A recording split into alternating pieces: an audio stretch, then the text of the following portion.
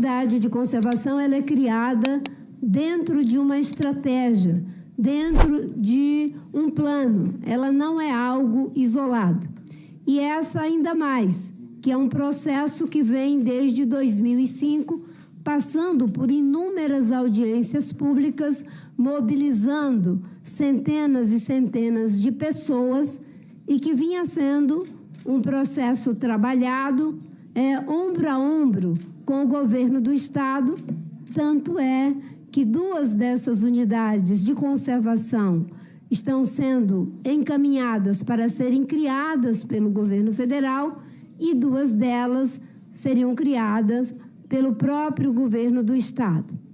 Levando para essa quadratura mais abrangente, não é?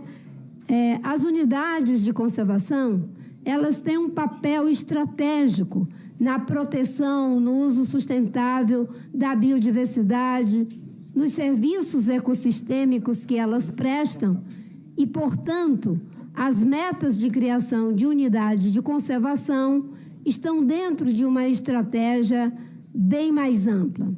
No caso do Brasil, que é um país que é signatário da CDB, da Convenção da Biodiversidade, vocês sabem que a biodiversidade, segundo especialistas, ela é responsável por cerca de 50% do PIB dos países. No caso de países em desenvolvimento, da África, da Ásia, da América Latina e Caribe, de regiões mais vulnerabilizadas em termos econômicos e sociais, isso chega a quase 70%. Nós geralmente celebramos muito quando o PIB cresce 2%, 3%, se chega a 15%, a 4%, é uma festa. No entanto, a biodiversidade é responsável por 70%, em alguns casos, do PIB dos países e 50% do PIB dos países do mundo inteiro. Ninguém em sã consciência destruiria 50% do seu PIB, mas muitas vezes de forma gradativa, de forma processual, naquilo que muitas vezes os especialistas chamam de tragédia dos comuns, porque aquilo que é de todos acaba não tendo o mesmo cuidado daquilo que é atribuído particularmente a alguém, a gente vai minando as bases naturais do nosso desenvolvimento. Nós temos visões que podem ser diferentes, mas eu gostei de uma equação que Vossa Excelência colocou, de que não é conversa fiada, é os fatos, coisa concreta. Vossa Excelência foi uma pessoa que teve a oportunidade no seu estado de estar nos 2 lados, não é? E muitas coisas concretas, com certeza, fugiram ao alcance da sua mão. Mas uma coisa é concreta, concretíssima. O debate da 319 é um debate que virou um debate em cima de um bode expiatório. Esse bode expiatório chama-se Marina Silva, porque é concretíssimo que eu saí do governo em 2008. De 2008 para 2023, quantos anos? Quantos anos? 15 anos. Por que as pessoas que são tão dadas às coisas concretas não fizeram a BR? Mas existe um bode expiatório que, mesmo durante 15 anos, continuou sendo o bode expiatório para esconder a incompetência daqueles que fazem promessas e não cumprem. Isso é concreto, é concretíssimo. Ou não é verdade que de 2008 a 2023 tem 15 anos? Por que o governo Bolsonaro não fez? E eu posso dizer mais. Quando eu saí, tinha um pequeno trecho, que eram aqueles trechos das cabeceiras, que nós deixamos a licença pronta para fazer aquele processo que já é uma área consolidada. Foi feito esse trecho? Agora que está sendo feito. Não, pedacinho. O pedacinho só. Não foi feito tudo, senador. Foi feito pela presidente Dilma. Não foi feito Os 200 tudo. primeiros quilômetros, só para lhe responder aqui, ministro. Primeiro é o seguinte, a senhora está chamando o presidente Lula de incompetente também. Não A estou senhora chamando. disse, não, falou. A senhora disse que promessas e tal. Eu estou aqui literalmente dizendo que o presidente Lula prometeu fazer a 319. É que quando o presidente Lula foi Eu não presidente, posso prometer porque eu não tenho dinheiro para botar lá dentro da coisa. E nem tenho o poder de fazer o licenciamento. É que quando o presidente Lula foi presidente, eu também era ministra. Isso.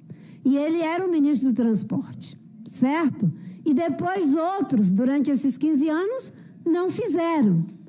E a estrada, do mesmo jeito que nós começamos 2023 falando para o ministro de Minas e Energia que era preciso fazer avaliação para a área sedimentar, pensando no desafio da margem equatorial, coisa que não foi feita, porque aquilo que é a regra agora virou exceção, infelizmente, porque não é exceção. Quando vai abrir uma nova frente para a exploração de petróleo, a avaliação para a área sedimentar.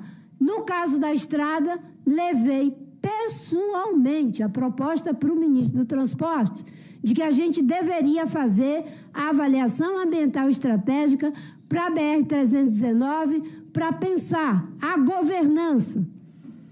O ano passado, numa reunião na Casa Civil, eu, o ministro Renan, o ministro Rui Costa, o secretário Capobianco e a ministra Miriam Belchior, secretária executiva, chegou-se a uma conclusão de que é necessário, sim, ter a governança da estrada.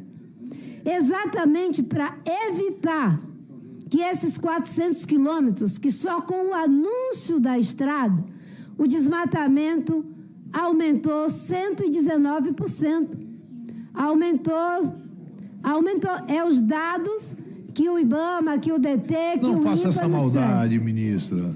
Não faça isso, ministra. Eu moro lá, não diga isso, pelo amor de Deus. Ministra, eu lhe respeito. Pode olhar, mas a senhora está dando um dado falso, ministra. Não é falso. É falso, ministra. São os dados que a minha equipe técnica me traz o tempo todo do INPE. Vamos, então, chamar os técnicos do INPE, pegar os polígonos, comparar antes do anúncio, quando o Fernando Henrique fez o anúncio da estrada, para ver o que aconteceu na estrada. Vamos pegar os polígonos. A senhora está falando de 30 anos atrás, ministro? A senhora pegou o polígono de 30 anos atrás para agora? Desde o processo em que vem se discutindo anunciar fazer a estrada, quando se fala da estrada, a primeira coisa que tem é uma corrida de grilagem. Por isso que o que se propõe desde lá é a avaliação ambiental estratégica.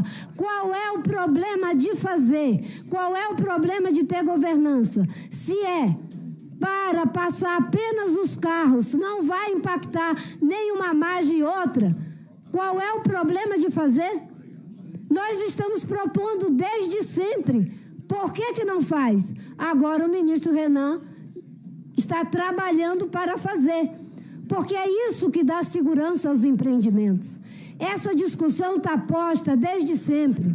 Ela foi posta em relação à transposição do São Francisco. Sabe qual foi a diferença? É que na transposição do São Francisco, o ministro Ciro Gomes, fizemos o que precisava ser feito para o Nordeste não colapsar sem água.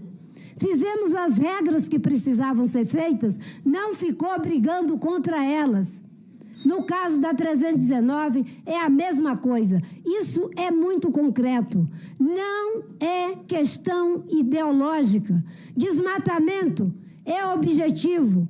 Exploração ilegal de madeira é objetivo. Garimpo ilegal é objetivo.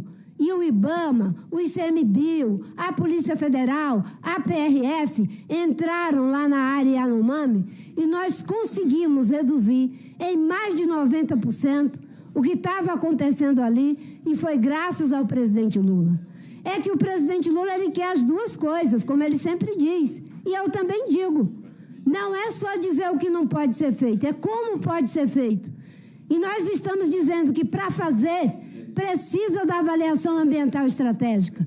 Para fazer, precisa de ter uma visão abrangente para toda a área da bacia. Eu digo para Vossa Excelência, com toda a tranquilidade da alma, que isso tem uma mistura de técnica e de ética. Porque eu não faço o meu trabalho pensando nas próximas eleições. Eu faço o meu trabalho com base naquilo que é a lei e nas futuras gerações. A senhora não é mais ética do que ninguém aqui. Eu sei que eu não sou. Não é, não. Eu não Não disse venha que eu mensurar não sou. ética para mim, porque a senhora não tem esse direito. Ético eu também sou. Mas eu não estou dizendo... Eu sou ético. Não, a senhora... Eu não estou